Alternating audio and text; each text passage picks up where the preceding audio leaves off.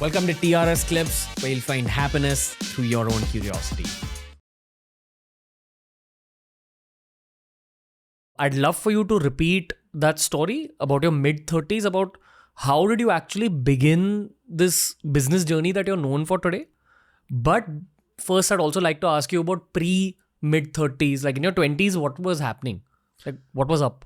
Well, the first part of the story is that I belong to a family of professionals, doctors. My father was a Padma Bhushan, Dhanvantri Award, Dr. LH Hiranandani, a famous ENT specialist, very well recognized, coming from a poverty background and becoming an extraordinary doctor, working very hard. So Niranjan Hiranandani looked at his father and elder brother, who was also becoming a doctor, and saying, I can't work so hard. So I don't want to be a doctor. It's so difficult to become a doctor. And I took the easiest thing out, which was to do commerce. And of course, in BCom, my father and his friend, Mr. Nani Palkiwala, persuaded me to do CA, which was not so easy. And I did that just because the two of them wanted me to do it. But I was always looking up to people who were in the business of business. My father's patients happened to be Mr. Birla, Ghanshyam Das Birla in those days, Mafatlals, who were the second biggest company in those days, the Tatas, of course, and all of them happened to be my father's patients. So I always used to meet them, and swanky big cars, big things, and you could see how successful they were. So there was something in the back of my mind that I thought it was the world of business. People talk about it being part of my family, but there was no one in my family who was even remotely into business. No, not even remotely. So my idea of the business world was very different than the reality which it is. And when I got into commerce and the other thing, but I did a little bit of a thing during my BCom, which was internship and going and working in Gwalior Rayon and Century Mills. So my life started actually by starting a weaving unit in Charkop, Kandivali. So I put up 400 looms over there and produced grey cloth, which I sold to Gwalior Rayon and Century Mills in those days. And I was 28, 29. This is late 70s.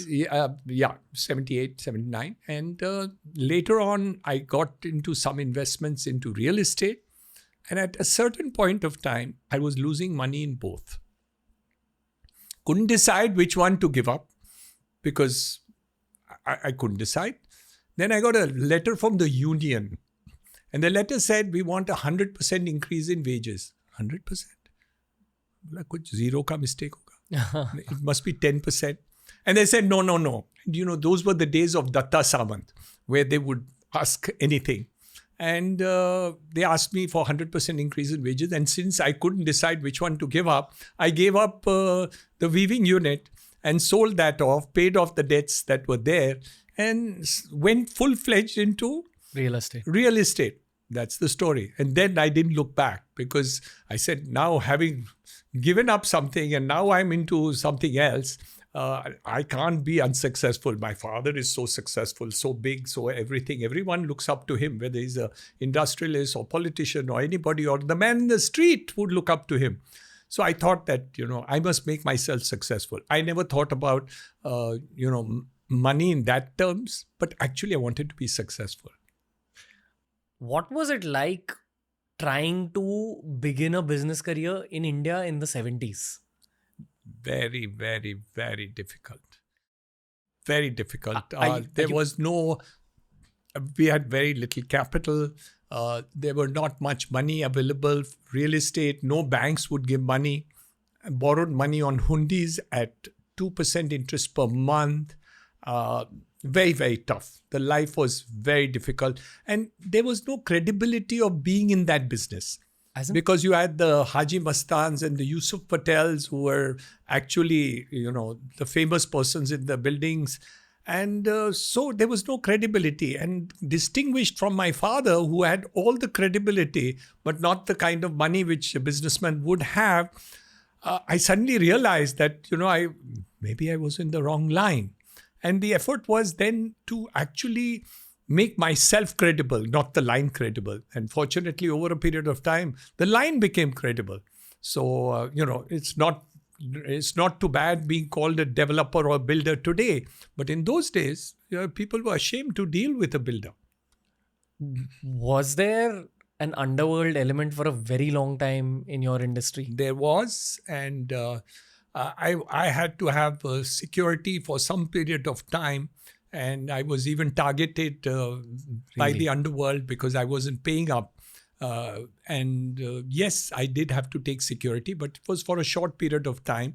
And then the situations changed. The government actually attacked the underworld in terms of those who were actually participating. There were a lot of shootouts and stuff.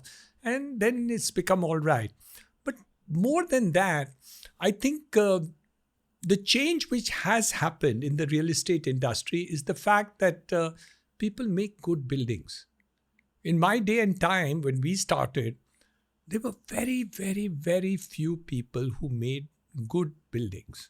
Nobody, almost nobody. I mean, I would say less than 1% of the buildings or builders were actually credible or worthwhile talking to or honest, and hence the industry got a bad name. So when you did good work, in the beginning, you were still colored by the fact that you were a builder. But over a period of time, as we continued to work and delivered goods in the industry, I think we built up the credibility. And over a period of time, the industry itself became credible. So you have all the industrialists also who were never there in my day and time actually come into the business. Great Eastern started, Godrej, Tata Housing, you name it now. So many of the Aditya Birla, all of them are in the real estate business.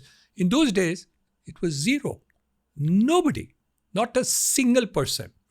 And even banks didn't give any money. Today, the banks do lend for construction and real estate. So it's different, easier. And the market has expanded. And lots of changes have taken place over a period of 35 years that I worked. Is there room for 1,000 more Niranjan Hiranandanis in India over the next 10 years? More than that. India is such a big country. Forget India. Let's talk about Mumbai for a minute. Today, Mumbai is the finance capital of India. It's the richest city in India. I think Delhi or National Capital Region is now catching up. But 50% of my population live in Jhopatpattis. And half of them actually could afford to buy a house of the size that they are staying in if such houses were created.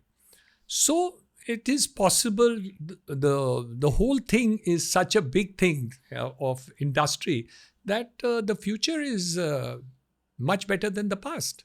Hey, if you enjoyed today's clip, make sure you check out all the other clips we've uploaded on this channel. You'll find a clip related to almost every single topic as long as you're willing to search for it.